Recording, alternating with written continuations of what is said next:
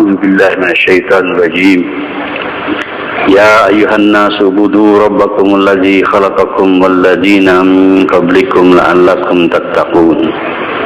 Sadaqallahul azim. Para bapak, saudara-saudara, hadirin kaum muslimin yang mulia. Di dalam tubuh kita manusia ini ada 3 rongga. Dalam tubuh kita ini manusia ada 3 rongga.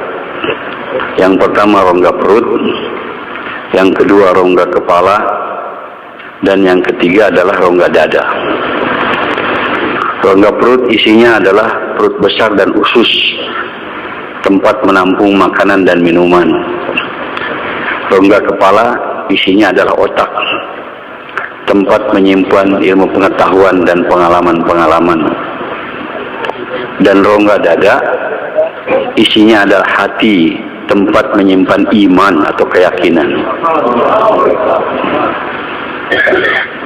Hadirin yang mulia, kalau manusia usaha atas perutnya memasukkan makanan dan minuman yang baik secara teratur, dia akan dapat manfaat, akan menaikkan tetap tenaga. Dengan tenaganya dia bisa akan menyelesaikan pekerjaan-pekerjaan, urusan-urusan. Bahkan banyak manusia mencari nafkah dengan kekuatan jasadnya, yaitu para pekerja keras, orang tukang kuli pinggul, itu dengan tenaga. Maka mereka perlu menjaga, memasukkan makanan dengan teratur, minuman dengan teratur, sehingga dia dapat kesehatan dan kekuatan. Tetapi orang yang mengisi otaknya dengan ilmu pengetahuan, dia derajatnya lebih tinggi dari hanya orang yang mengisi perutnya dengan makanan saja. Misalnya, para pemilik pabrik itu memainkan otaknya, pengetahuannya, bagaimana menjalankan perusahaan. Sedangkan pegawai-pegawai di pabrik itu kuli-kuli kasar. Pegawai-pegawai di pabrik dapat gaji, dapat pendapatan. Tetapi pemilik pabrik yang menggunakan otaknya dapat penghasilan lebih besar daripada para pekerja pabrik. Demikian juga olahragawan sangat penting menjaga makanan dan minuman yang masuk ke perutnya dengan teratur supaya dia mencapai prestasi. Tapi para promotor, para sponsor promotor daripada olahragawan yang menggunakan otaknya, dia lebih tinggi derajatnya daripada olahragawan itu sendiri. Misalnya petinju, dia bertinju, berlatih, kadang-kadang kena tonjok, kena pukul, babak belur. Kalau dia bertanding, dia menang jadi juara, dapat uang. Tetapi promotornya yang mengatur pertandingan, yang menjual tiket, dia tidak pernah berlatih, tidak pernah kena tonjok, tidak pernah babak belur, tapi dapat uang lebih banyak daripada petinju itu sendiri. Tapi hadirin, yang paling tinggi dalam tubuh manusia ini bukan perut, bukan otak, tetapi adalah hati. Hati ini tempat menyimpan iman. Para nabi dan para rasul seluruhnya diutus oleh Allah untuk berusaha atas hati manusia, yaitu bagaimana memiliki keyakinan yang benar, iman yang benar. Kalau orang hanya berjuang atas otaknya saja, mengisi otaknya dengan pengetahuan dan pengalaman-pengalaman, tetap rendah dan akan tertipu, karena otak tidak mengetahui kebenaran. Dia hanya nampak yang zahir-zahir saja. Sedangkan yang hak itu adalah yang batin, yang tidak bisa dicerna oleh otak, yang hanya bisa diterima oleh hati. Itulah iman.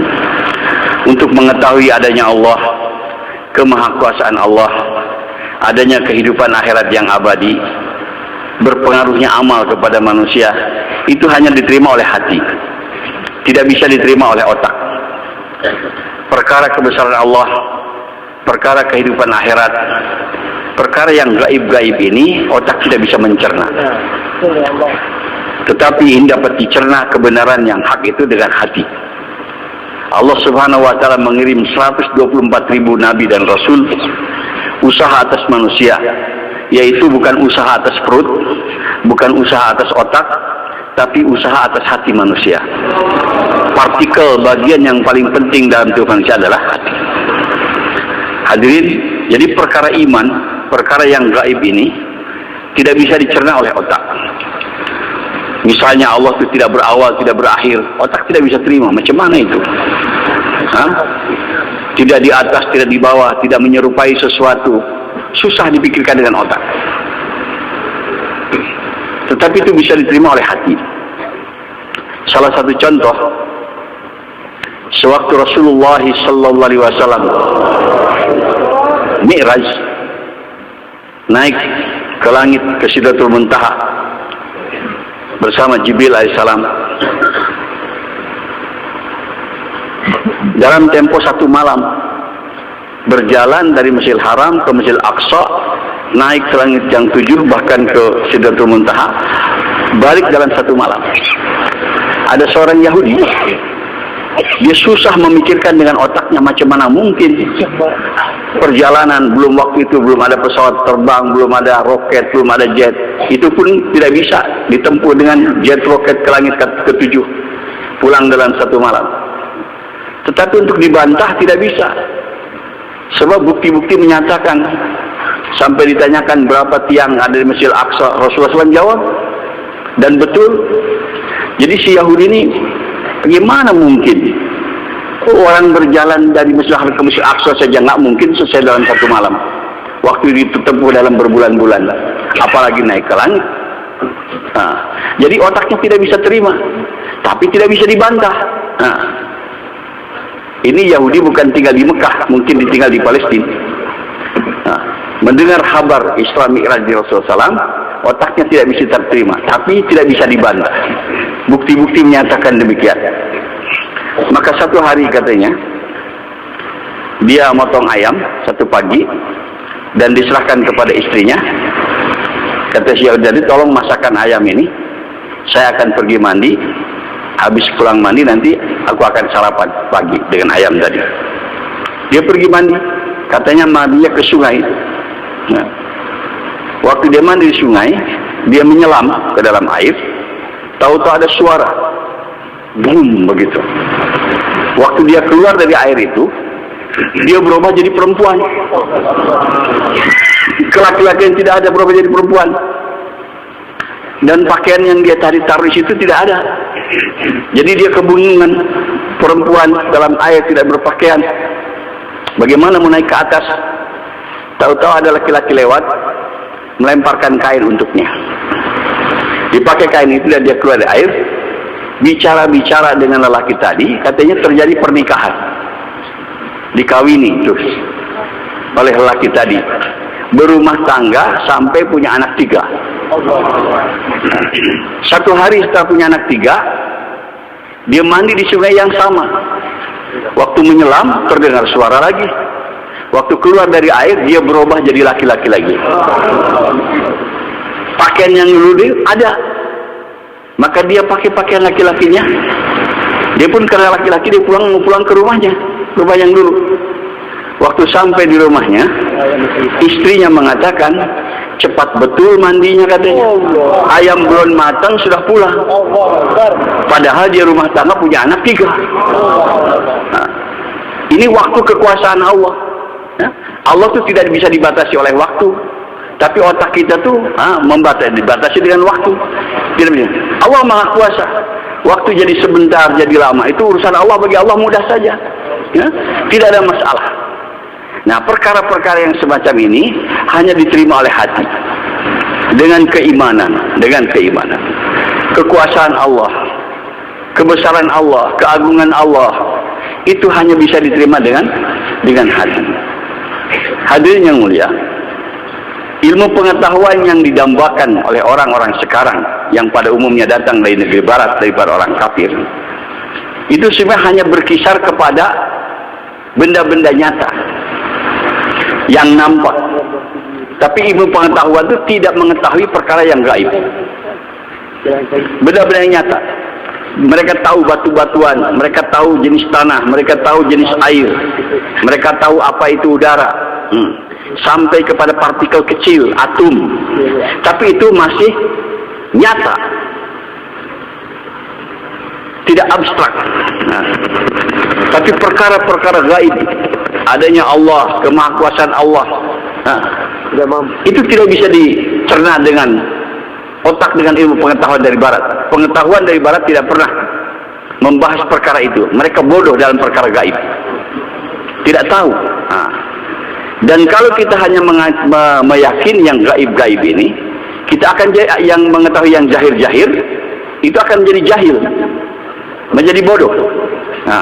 Misalnya pengetahuan manusia dengan pengalamannya, api itu bisa membakar. Padahal kalau secara iman, bohong. Api tidak bisa membakar. Yang bisa membakar adalah Allah Subhanahu wa Ta'ala. Dengan pengetahuan manusia, obat itu bisa menyembuhkan penyakit. Padahal secara hakikat, bohong. Obat itu tidak bisa menyembuhkan penyakit. Yang bisa menyembuhkan penyakit adalah Allah Subhanahu wa Ta'ala.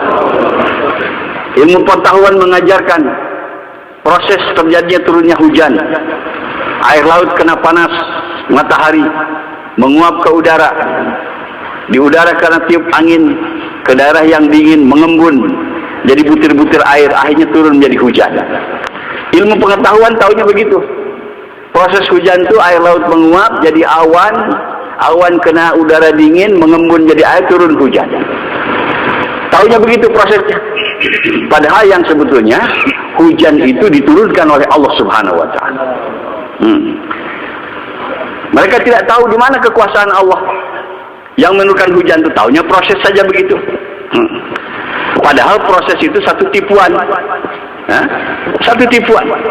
Allah tuh kalau mau membentuk sesuatu, menciptakan sesuatu, bisa melalui proses dan bisa juga tanpa proses. Ija aradallahu syai'an ayyakula lahu kun fayakun. Kalau Allah menghendaki menciptakan sesuatu, hanya dengan mengatakan jadi, kun, maka akan jadi. Pada umumnya, ini sebagai tipuan buat kita, ujian keimanan. Allah membuat segala sesuatu di dunia ini dengan proses. Misalnya, terjadinya ular dari telur, menetas menjadi ular yang kecil, bertahun-tahun jadi besar, gitu kan? Ada tulangnya, ada dagingnya. Itu proses yang umum. Itu namanya sunnatullah. Tetapi Allah dengan kuasanya, dengan kudratnya, dengan kudratullah bisa merubah tongkat Nabi Musa menjadi ular serta-merta. Tongkat itu mungkin dari bambu atau mungkin dari kayu yang partikelnya lain, benda mati. Tapi setelah diciptakan oleh Allah jadi ular serta-merta, tidak melalui telur lagi, tidak melalui proses membesar lagi, langsung besar. Dan ada tulangnya, ada dagingnya, lengkap sebagai ular yang sempurna. Itu namanya kudratullah. Kudratullah. Nah, sunnatullah ini proses sering menipu kepada kehidupan manusia. Jadi perkara-perkara gaib ini hadirin tidak bisa diterima oleh otak, tapi akan diterima oleh hati dengan iman, dengan iman. Pernah serombongan sahabat radhiyallahu anhum yang dipimpin oleh A'la al-Hadrami sedang berjuang di jalan Allah, bergerak di padang pasir. Tahu-tahu mereka kehabisan air, perbekalan air kehabisan. Sudah mereka mulai haus, tidak mandi, tidak cuci. Maka mengadu kepada pimpinan rombongan bahwa air habis. Kata Al-Hadrami, kita bertayamum, sholat, doa, mohon kepada Allah. Maka mereka lakukan itu. Mereka bertayamum, sholat, doa, mohon kepada Allah. Setelah itu dilanjutkan perjalanan. Belum lama melanjutkan perjalanan, mereka jumpa dengan sungai yang jernih, mengalir. Maka mereka selesaikan hajat-hajat mereka. Minum sepuasnya, mandi, cuci, bahkan singgah beberapa lama istirahat di pinggir sungai itu. Setelah selesai istirahatnya dan menyelesaikan hajat-hajatnya, mereka isi tempat-tempat air mereka dengan air, lanjutkan perjalanan. Tidak lama melanjutkan perjalanan, ada seorang sahabat lupa ketinggalan tempat airnya di pinggir sungai. Maka dia minta izin kepada amir pimpinan rombongan untuk mengambil itu tempat airnya. Diizinkan, dia pergi sendiri ke belakang. Waktu dia pergi sendiri ke arah sungai, tempat air dijumpai di situ ada, tapi sungai sudah tidak ada lagi. Allah Subhanahu wa taala menciptakan sungai hanya untuk menolong para sahabat radhiyallahu anhu. Orang-orang yang berkecimpung dengan ilmu logika saja tidak bisa terima, macam mana mungkin ada sungai mendadak begitu diciptakan. Tidak bisa terima akalnya. Tapi dengan iman bagi Allah mudah. Langit, bumi tadinya tidak ada, diciptakan hanya dengan kun fayakun, kata Allah jadi maka jadilah. Masa menciptakan sungai Allah tidak berkuasa? Itu perkara kecil bagi Allah Subhanahu wa taala. Tapi perkara-perkara ini hanya bisa diterima dengan orang yang iman, yakin kepada Allah Subhanahu wa taala.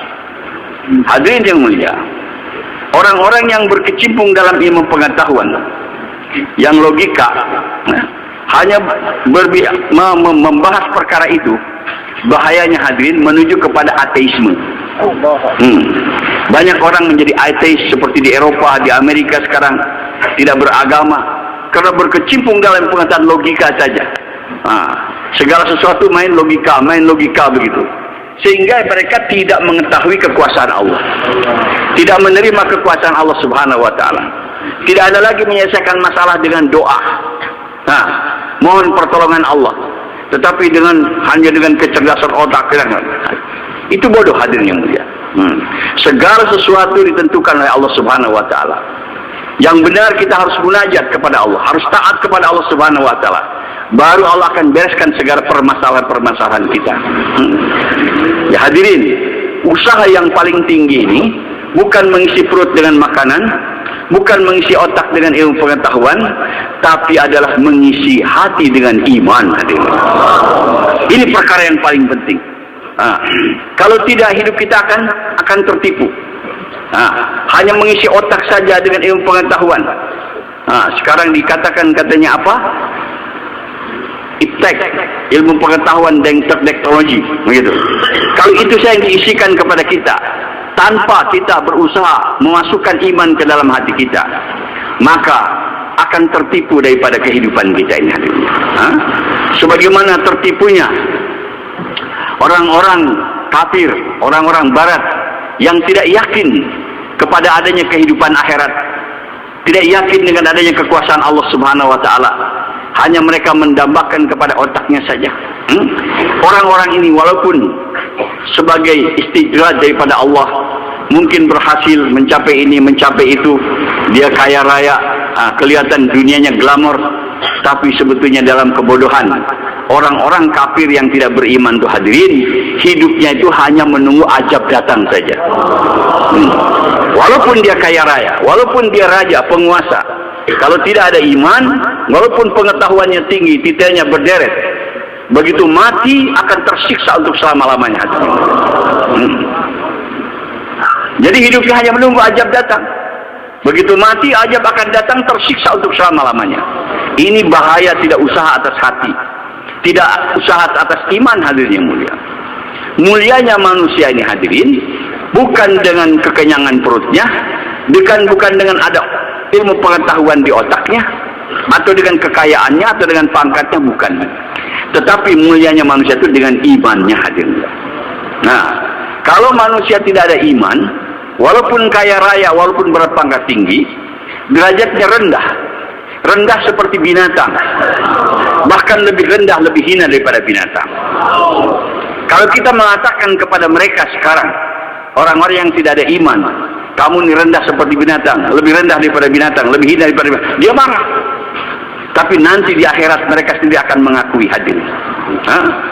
Karena nanti di akhirat, pada yaumil kiamah, setelah hisab, itu binatang-binatang Allah jadikan tanah semuanya. Anjing, kerbau, sapi, setelah hisab dijadikan tanah. Tapi orang yang tidak beriman bukan jadi tanah, dia akan menghadapi siksaan yang abadi dalam neraka. Maka kata-kata mereka orang yang tidak beriman ini disinyalir oleh Allah, diabadikan dalam Al-Quran.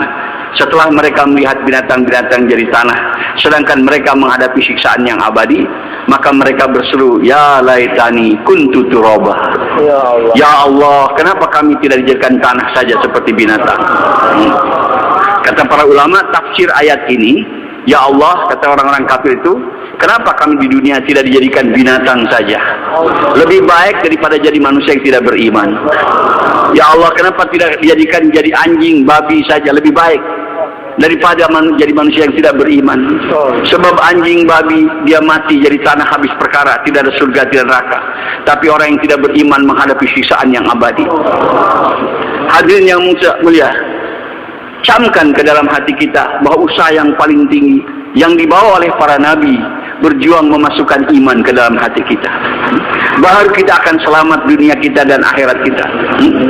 Tapi sekarang umat Islam sudah tertipu dengan kemajuan duniawi daripada orang-orang kafir.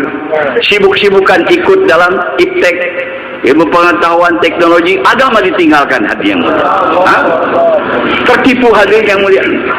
Banyak anak-anak orang Islam dia sekolah tinggi-tinggi, mempelajari ilmu itu dan ini, tapi agama disepelekan hadirin. Sampai banyak anak-anak Islam jadi dokter, jadi insinyur, tapi baca Quran tidak bisa hadirin. Hadirin, kita tertipu. Ilmu yang paling tinggi adalah ilmu agama. Untuk menyelamatkan kita dunia dan akhirat dengan agama hadirin. Hanya dengan agama. Tanpa agama celaka kehidupan kita hadirin. Itu kebohongan saja. Kemajuan-kemajuan yang ada di barat, di negeri Amerika, Eropa, Australia, Cina, Jepang, kemajuan keduniaan, tapi hatinya kosong daripada kebahagiaan hadirin. Ahli jiwa mereka sendiri mengakui kehidupan di sana itu tidak ada kebahagiaan. Memang glamor, ada harta, rumah bagus, mewah mobilnya, tetapi jiwanya kosong. Tidak ada kesejahteraan, tidak ada ketentraman. Karena Allah Subhanahu wa taala hanya meletakkan ketentraman manusia dalam agama.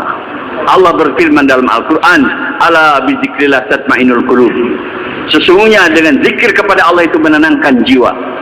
Zikir di sini kata para ulama bukan hanya kita mengucapkan la ilaha illallah, tapi taat kepada Allah Subhanahu wa taala. Sesungguhnya dengan taat kepada Allah, yaitu mengamalkan agama, maka jiwa akan tenang. Jiwa kita bukan tenang dengan banyak uang, dengan tinggi pangkat, dengan banyak harta, dengan rumah bagus, tidak. Tetapi dengan agama. Apabila kita taat kepada Allah, baru jiwa kita ini akan tentram hadirin. Kehidupan yang baik pun akan datang kepada manusia dengan agama. Bukan kehidupan yang baik akan diciptakan dengan kebendaan-kebendaan. Allah berfirman dalam Al-Quran, "Man amila salihan min zakarin aw unsa wa huwa mu'min fala nuhyanahu hayatan thayyibah." Barang siapa yang beramal soleh, baik laki-laki maupun perempuan, dan dia orang yang beriman, maka kami akan berikan kepadanya kehidupan yang baik. Kehidupan yang baik akan datang kepada kita dengan iman dan amal, yaitu dengan agama, dengan taat kepada Allah Subhanahu wa taala.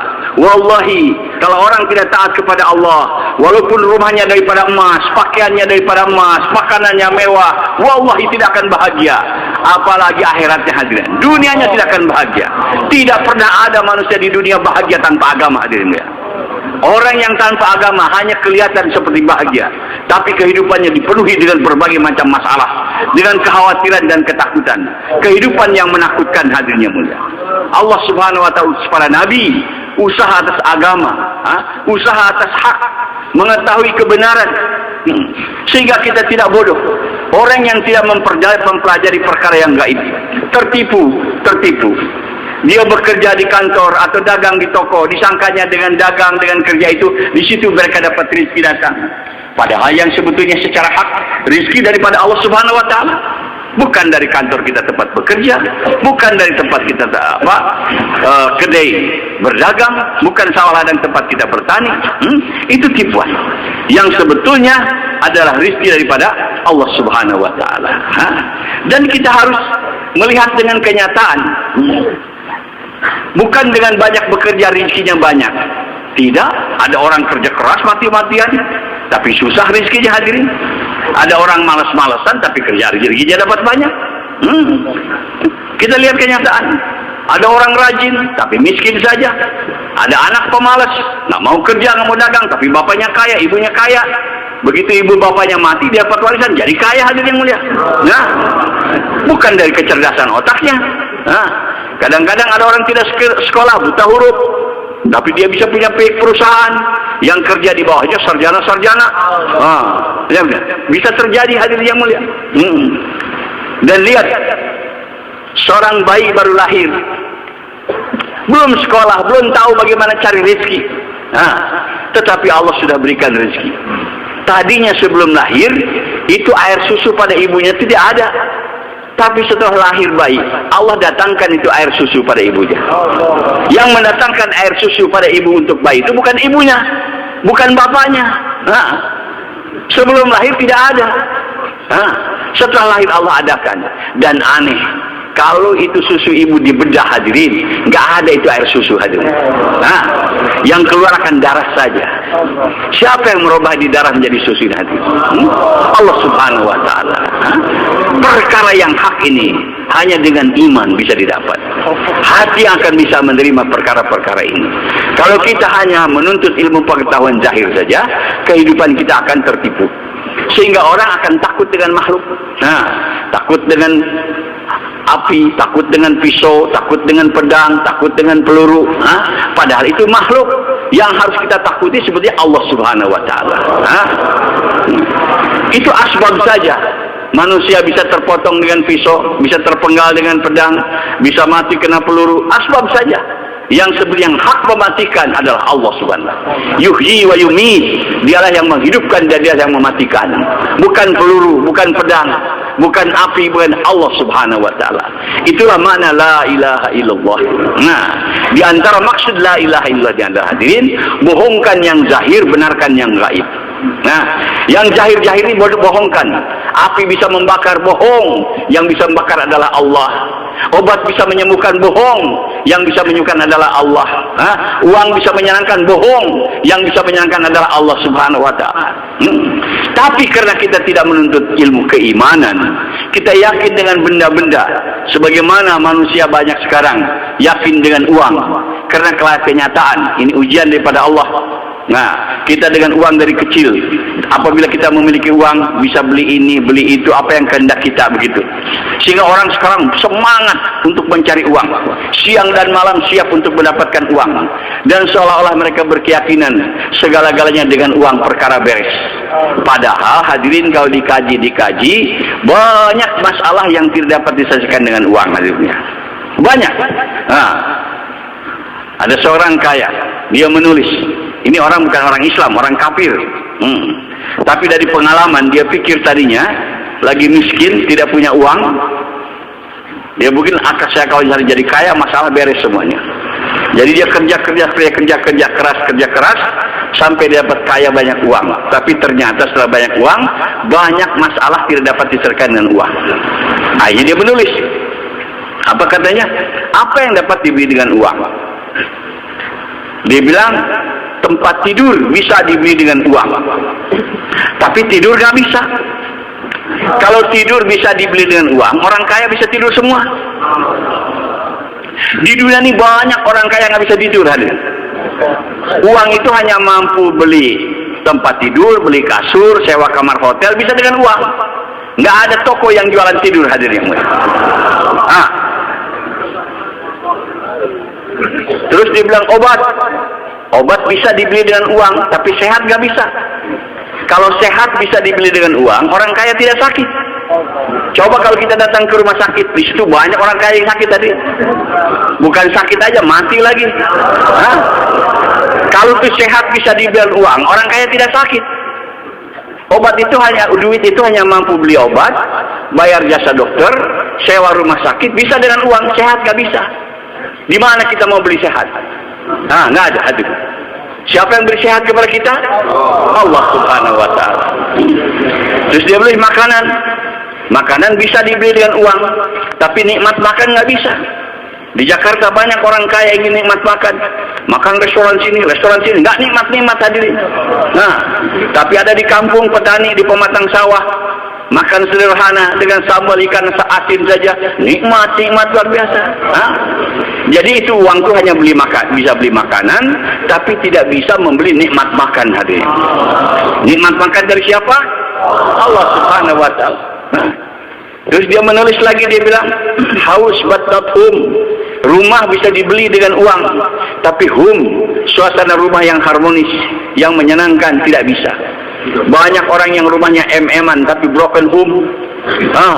Setiap masuk rumah susah. Melihat isinya susah, melihat anaknya menyusahkan, menjengkelkan dia. Jadi uangku hanya mampu membeli rumah dengan harga mahal, tetapi membuat suasana rumah yang harmonis tidak bisa hadir. Yang bisa membuat rumah tangga senang, harmonis adalah Allah Subhanahu wa Ta'ala. Banyak keterbatasan daripada uang. Kita jangan yakin dengan uang, dengan benda-benda. Yakin dengan Allah Subhanahu wa Ta'ala. Dan Allah berjanji akan memberikan kehidupan yang baik kepada kita ini dengan taat kepadanya hadirin. Dengan agama. Hadirin yang mulia, manusia sekarang mengalami kesusahan. Bukan masalah kurang uang, bukan masalah kurang harta. Masalahnya adalah tidak taat kepada Allah Subhanahu wa Ta'ala. Kalau kita taat kepada Allah siapa saja, pasti Allah akan senangkan. Kita kaya taat kepada Allah, Allah akan senangkan. Kita miskin taat kepada Allah, Allah akan senangkan juga. Orang sekarang sangka menyangka. Kata orang kampung, katanya enak betul tinggal di kota. Segala macam ada. Mau apa saja, malam hari pun ada. Kalau di kampung susah. Mau makan daging ayam aja harus potong dulu. Makan daging harus potong kambing. Harus potong kerbau. Kalau di kota kapan saja ada. Tapi kata orang kota enak betul orang kampung katanya. Tidak begitu masalah. Tidak pusing hidupnya. Jadi saling sangka menyangka. Pedagang mengatakan enak jadi pegawai, sudah tetap rezekinya. Tiap bulan dia terima. Kata pegawai enak jadi pedagang. Rezekinya tidak dibatasi. Pedagang dapat gede begitu. Yang sebetulnya ini hadirin anggapan-anggapan ini salah. Yang enak itu bukan tinggal di kota, bukan tinggal di kampung, bukan jadi pedagang, jadi pegawai, tetapi jadi orang yang taat kepada Allah. Kalau kita taat kepada Allah, tinggal di kota disenangkan, tinggal di kampung pun disenangkan juga. Kalau kita taat kepada Allah, jadi pedagang disenangkan, jadi petani pun disenangkan juga. Kalau orang taat kepada Allah, jadi apa saja kebahagiaan Allah akan datangkan kepada kita. Hadir ini yang tidak bisa dipaham oleh kita. Disangkanya kesenangan itu monopoli orang-orang kaya saja. Tidak. Sehingga orang miskin ingin jadi senang, berusaha untuk jadi kaya. Jangan. Seorang kaya miskin sudah ditentukan oleh Allah. Rezeki kita jauh sebelum lahir sudah ada ketentuannya. Sudah ada takdirnya begitu. Kita tidak bisa melawan takdir Allah Subhanahu wa Ta'ala. Jangan kita berjuang kalau kita miskin bahagia untuk jadi kaya. Tidak. Nggak apa-apa tetap miskin, tapi taat kepada Allah. Pasti Allah akan bahagiakan hatinya. Rasul SAW orang yang miskin, tetapi beliau orang yang paling bahagia. Kenapa? Karena taat kepada Allah Subhanahu wa Ta'ala. Banyak para anbiya, mereka golongan orang masakin, tapi Allah muliakan, Allah bahagiakan karena taat kepada Allah Subhanahu wa Ta'ala. Jadi yakinkan betul hadirnya mulia bahwa yang akan membahagiakan kita ini adalah Allah. Asbabnya adalah kita taat kepadanya, itu mengamalkan agama Allah Subhanahu wa Ta'ala. Dan ini hanya bisa diterima dengan iman hadirin. Asas agama adalah iman, yakin kepada Allah. Bahwa yang bisa mengkayakan kita, memiskinkan adalah Allah. Yang bisa menyenangkan, menyusahkan kita adalah Allah. Yang bisa menjadikan kita mulia dan hina adalah Allah. Yang bisa memberikan kita ketentraman dan kekhawatiran adalah Allah Subhanahu wa Ta'ala. Maka dengan jalan tawajuh kepada Allah, taat kepada Allah Subhanahu wa Ta'ala, baru Allah Subhanahu wa Ta'ala akan bahagiakan kita hadirin. Hadirin yang mulia, inilah perjuangan yang benar. Perjuangan bagaimana mendatangkan iman ke dalam hati kita. Ini perjuangan awal. Rasulullah sallallahu alaihi wasallam kurang lebih 13 tahun hadirin. Di Mekah berusaha memasukkan iman ke dalam hati-hati para sahabat radhiyallahu anhum supaya yakinnya benar. Hari ini hadirin yakin kita salah, yakinnya dengan harta, dengan kekayaan, dengan pangkat, sehingga mereka mengejar-ngejar ke sana. Kalau untuk dapat uang, jam berapapun siap hadirin yang mulia. Di Jakarta banyak pabrik buka 24 jam. Ada apusan kerjanya. Yang apusan malam tuh, yang kerja malam jam 2, jam 3, dia bangun hadirin. Hilang ngantuknya karena yakin untuk dapat uang hadirin. Tapi untuk jalankan agama, suruh tahajud ada yang mulia. Malas dia tidak mau. Sebab tidak yakin. Tidak yakin bahwa dalam tahajud ada kejayaan, dalam sholat itu ada kejayaan. Yakinnya seolah-olah kejayaan itu dalam uang. Muazin selalu memanggil, hayya 'alas shalah, hayya 'alal falah. Mari sholat, mari menuju kepada kejayaan, kepada kesuksesan. Tapi umat Islam bukan lagi kafir. Yang ngobrol tetap ngobrol, yang kerja tetap kerja, yang tidur tetap tidur. Tidak ada yang yakin bahwa dalam sholat itu ada kejayaan. Tapi kalau diajak ngobjek, diajak cari uang, bangun hadirin. Semangatnya ada. Ini yakin kita salah hadirin. Sesungguhnya di dalam taat kepada Allah ada kejayaan. Dalam ikut sunnah Rasul ada kejayaan. Ini kelemahan kita hari ini yang menyebabkan umat Islam jadi mundur. Bukan perkara kita ketinggalan ilmu pengetahuan, bukan ketinggalan daripada teknologi. Kita tidak mau usaha atas iman hadirin. Kemenangan para sahabat radhiyallahu anhum, kemuliaan para sahabat radhiyallahu anhum karena mereka usaha atas iman hadirin. Yakin kepada Allah Subhanahu wa taala. Kita sekarang sudah tinggalkan perjuangan atas iman nih hadirin. Perjuangan atas hati kita. Kita hanya menyibukkan diri mengisi perut dengan makanan, mengisi otak dengan ilmu pengetahuan. Hati kita kosong daripada iman hadirin ya. Hadirin, ini usaha yang benar. Sekarang orang terkagum-kagum dengan kemajuan daripada ilmu pengetahuan orang-orang barat, orang-orang kafir. Padahal itu bukan apa-apa hadirnya. Teknologi itu apa? Teknologi itu apa? Kata para ulama, teknologi itu adalah bagaimana kekuatan benda-benda, kekuatan makhluk bersama kita.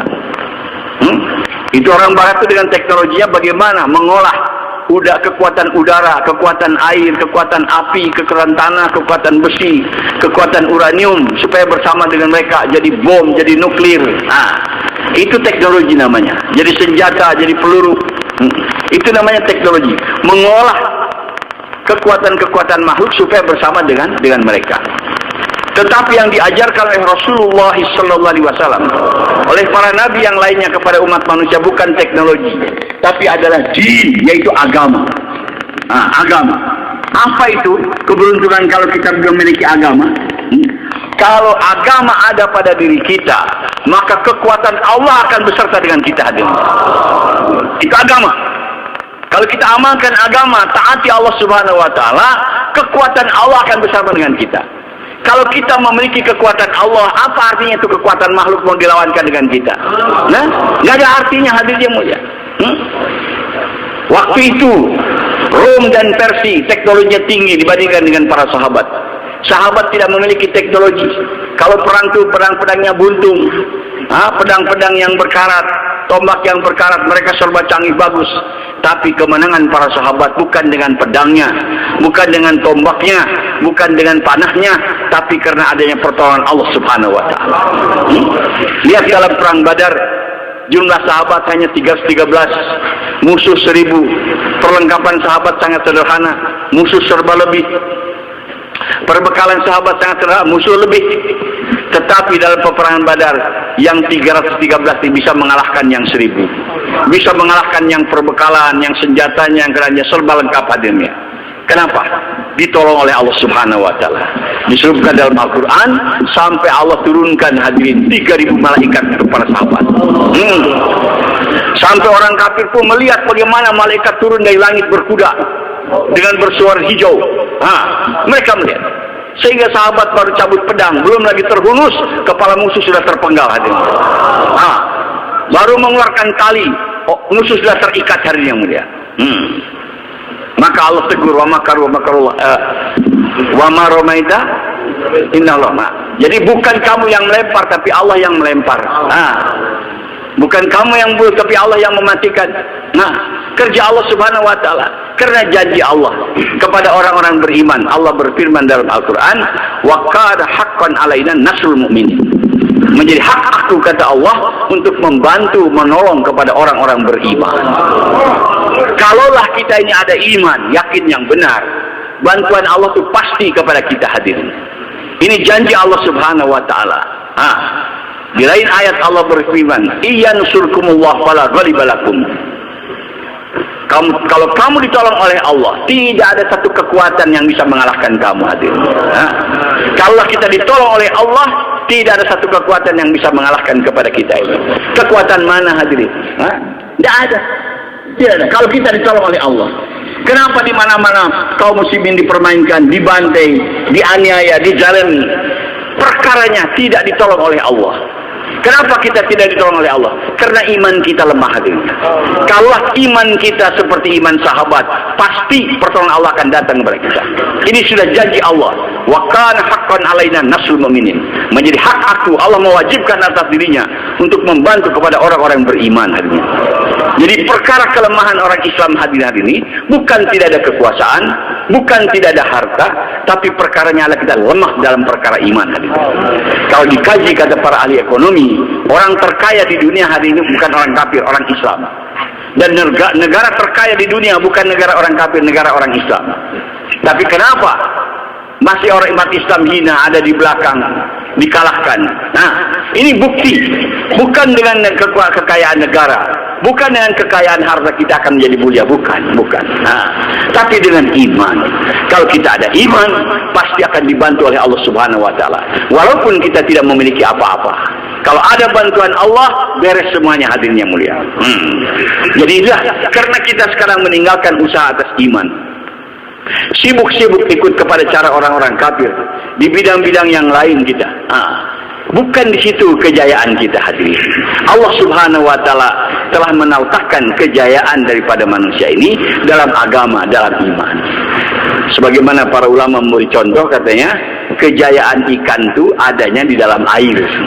Nah, selama ikan dalam air, dia akan selamat, bisa pergi ke sana kemari, walaupun mungkin ada kekurangan makanan, tapi tetap kalau dalam air masih dibahagiakan oleh Allah. Tapi kalau berada di darat, walaupun makanan penuh di kiri kanannya, dia tidak akan bahagia hadir. Nah, coba tuh ikan taruh di tempat tidur, kasih makanan yang banyak, gak ada air, gelisah hadir yang mulia. Sudah Allah letakkan dunianya, bahagianya ikan itu di dalam air. Bahagianya cacing itu dalam tanah. Nah, kalau dia keluar daripada tanah, mudah dipatok ayam, keinjak orang, dan sebagainya. Begitulah kalau kita hidup keluar daripada agama, kayak ikan di daratan hadirnya, kayak cacing di atas tanah hadirnya. Banyak bahaya datang kepada kita.